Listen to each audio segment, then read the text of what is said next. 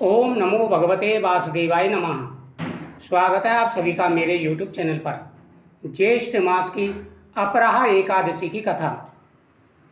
युधिष्ठिर कहने लगे कि हे भगवान, ज्येष्ठ मास के कृष्ण पक्ष की एकादशी का क्या नाम है तथा उसका महत्व क्या है, सो आप कृपा करके सुनाइए।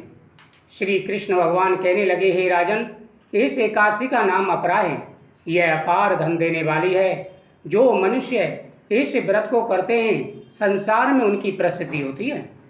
अपराह एकादशी के व्रत के प्रभाव से ब्रह्म हत्या, भूत योनि तथा परनिंदा आदि के सब पाप दूर हो जाते हैं।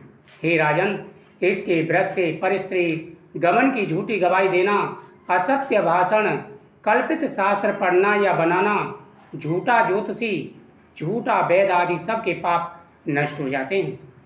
जो क्षत्रिय होकर युद्ध से भाग जाते हैं वे नरकगामी होते हैं, परंतु अपराह एकादशी का व्रत करने से उन्हें भी स्वर्ग की प्राप्ति होती है।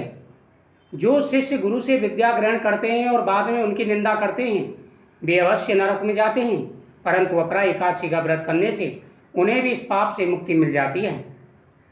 जो फल तीनों पुष्करों में स्नान, कार्तिक मास में स्नान अथवा गंगा तट पर पितरों को पिंडदान करने से प्राप्त होता है, वही अपराह एकादशी का व्रत करने से प्राप्त हो जाता है।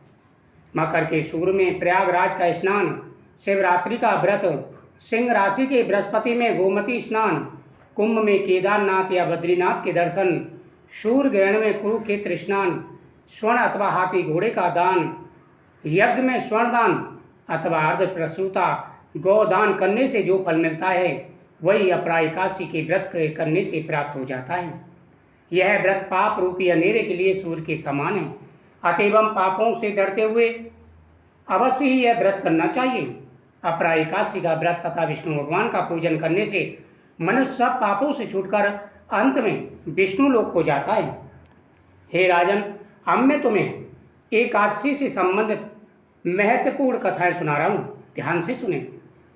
एक बार की बात है, अंधकार वन में एक तपस्वी कठोर तपस्या कर रहा था।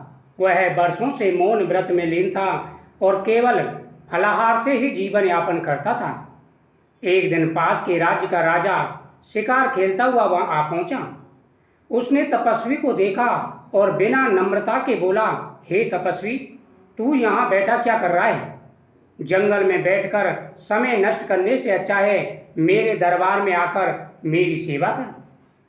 तपस्वी ने उत्तर नहीं दिया क्योंकि वह मौन व्रत में था। राजा को यह देख अहंकार लगा, राजा अहंकार में था और उसे यह देखकर के अपना अपमान लगा और उसने क्रोध में आकर तपस्वी का अपमान कर दिया और चला गया। परंतु उसी रात राजा को भयानक स्वप्न आया। उसने देखा कि वह नरक में गिर रहा है, लोग उसे गालियां दे रहे हैं और उसका शरीर बड़ी तेजी से जल रहा है, उसे भयानक कष्ट हो रहा है। अगली सुबह राजा भयभीत होकर दरबारियों और पुजारियों से परामर्श करने लगा। तब एक ज्ञानी ब्राह्मण ने कहा, हे राजन, तुमने एक तपस्वी ब्राह्मण का अपमान किया है। भगवान सब कुछ सहन कर सकते हैं, लेकिन ब्राह्मण का अपमान भगवान कभी सहन नहीं करते। अब केवल एक उपाय है, तुम ब्राह्मण से क्षमा याचना करो और अपराह एकादशी का व्रत करो। भगवान विष्णु तुम्हें अवश्य क्षमा करेंगे, उनसे भी क्षमा याचना करो। राजा ने विधि पूर्वक व्रत किया, भगवान का पूजन किया और अगले दिन ब्राह्मण के पास जाकर क्षमा याचना की। तपस्वी ने आशीर्वाद दिया और राजा के सभी पाप नष्ट हो गए। एकादशी के व्रत के प्रभाव से राजा के सभी पाप नष्ट हो गए। कुछ समय के बाद में एक बार पड़ोसी राज्य के शत्रुओं ने उस पर आक्रमण कर दिया। दोनों राजाओं में भीषण युद्ध हुआ, जिसमें राजा बसुरथ वीर गति को प्राप्त हुआ। युद्ध के बाद उसकी आत्मा यमलोक पहुंची।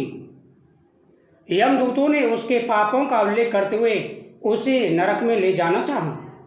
राजा ने कहा, मैंने जीवन भर धर्म का पालन किया, प्रजा की सेवा की और कभी किसी को दुख नहीं पहुंचाया, फिर भी मुझे नरक क्यों? जब राजा बसुरथ की मृत्यु हो गई तो उसे यमदूत ले जाने लगे।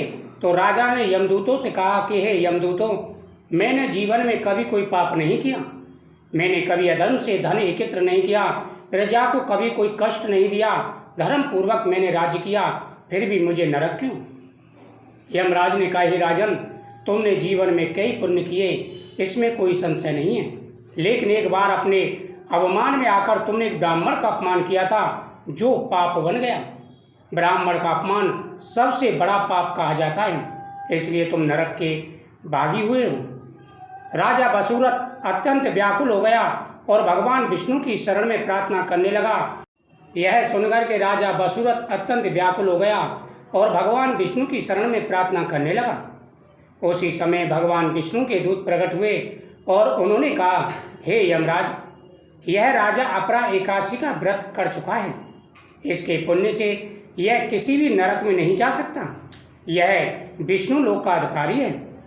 यमदेव ने हाथ जोड़ करके भगवान विष्णु के दूतों से कहा कि हे भगवान विष्णु के पादर्शों, भगवान विष्णु और भगवान शिव के जो भक्त होते हैं उन्हें मैं दंड नहीं दे सकता, इतना मेरा सामर्थ्य नहीं है। अब आप राजा बसूरत को बैकुंठ लोक ले जा सकते हैं। उसके बाद भगवान विष्णु के पादर्श राजा बसूरत को स्वर्गलोक को ले गए।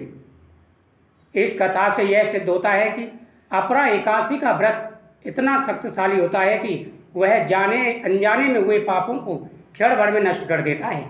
यहाँ तक कि यदि मनुष्य जीवन भर धर्म करता है पर एक भूलवश कोई दोष लग जाए तो अपरा एकादशी का पुण्य उसे दोबारा से निष्पाप कर देता है। सभी को एकादशी का व्रत अवश्य करना चाहिए और इन कथाओं का श्रवण करना चाहिए।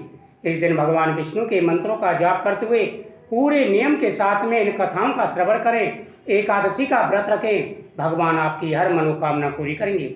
ओम नमो भगवते वासुदेवाय नमः।